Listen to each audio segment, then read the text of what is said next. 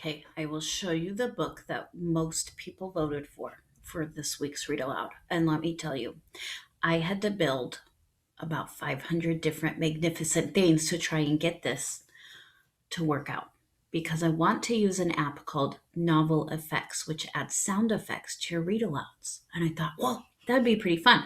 It's a free app if you have an iPad or an iPhone or a Chrome device. You cannot use your Chromebook though from school, but if you have a tablet or something else with the Google Play Store or whatever the Apple Play Store is called, the I app, I don't know, then you should be able to download it. And you could, if you have the books at home, read like with this app. Or I bet a lot of the books are on Epic, so you could also do it that way. Okay, that's ready to give it a try. And I haven't even told you what the book is. It's a magnificent book called The Most Magnificent Thing by Ashley Spires. And this might be a little awkward because I'm having to use my webcam. So it's a little hard to read with that because I'm not very skilled.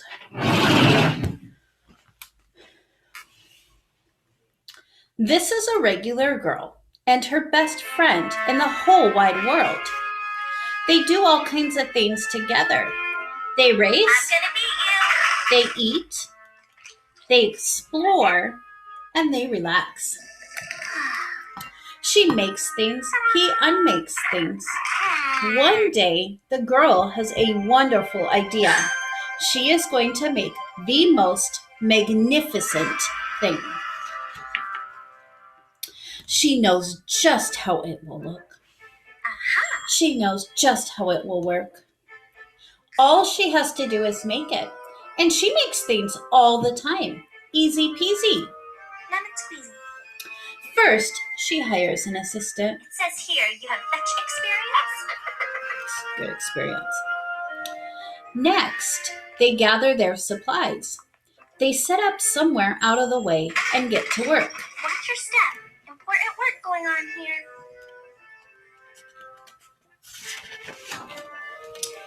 The girl tinkers and hammers and measures, while her assistant pounces and growls and chews.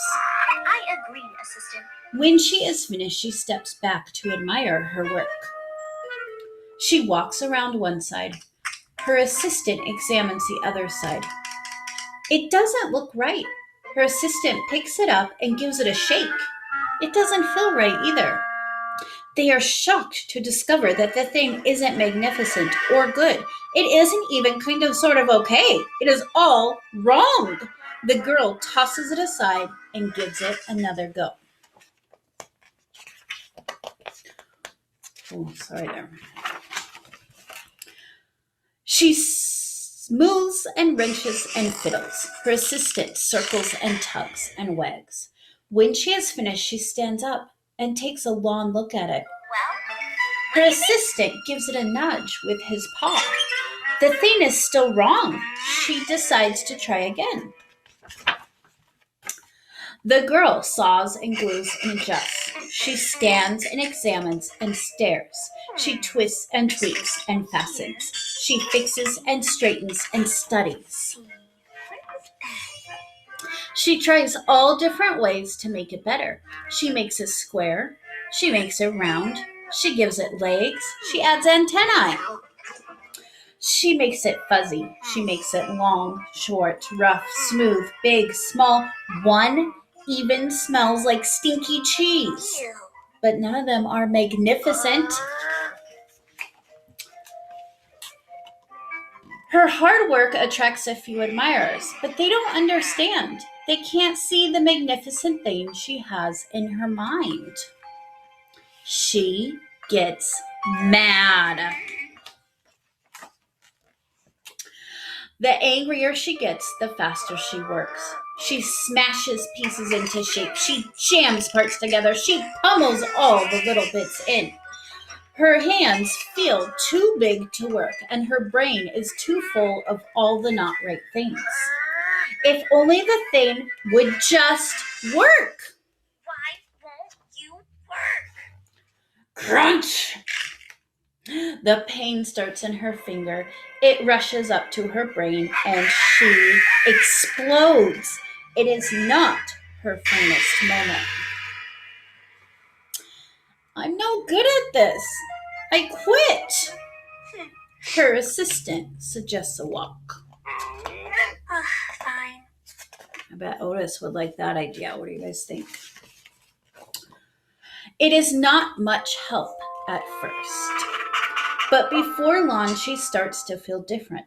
Bit by bit, the mad gets pushed out of her head. As they stroll along, she comes across the first wrong thing she made. The bad feelings are about to start all over again. Then she notices something surprising. Second? There are some parts of the wrong things that are really quite right. The bolts on one, the shape of another, the wheel to seat ratio of the next. There are all sorts of parts she likes. By the time she reaches the end of the trail, she finally knows how to make the thing magnificent. She gets to work. She works carefully and slowly, tinkering, hammering, twisting, fiddling, gluing, painting. Her assistant makes sure there are no distractions. This is a perfect thing to ward off bears. This will stop that leak. This one's all wet. The afternoon fades into evening. Finally, she finishes. She alerts her assistant. Wake up, sleepyhead.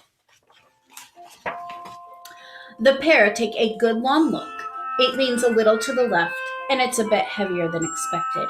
The color could use a bit of work too, but it's just what she wanted. They climb aboard and take it for a spin. They are not disappointed. It really is the most magnificent thing.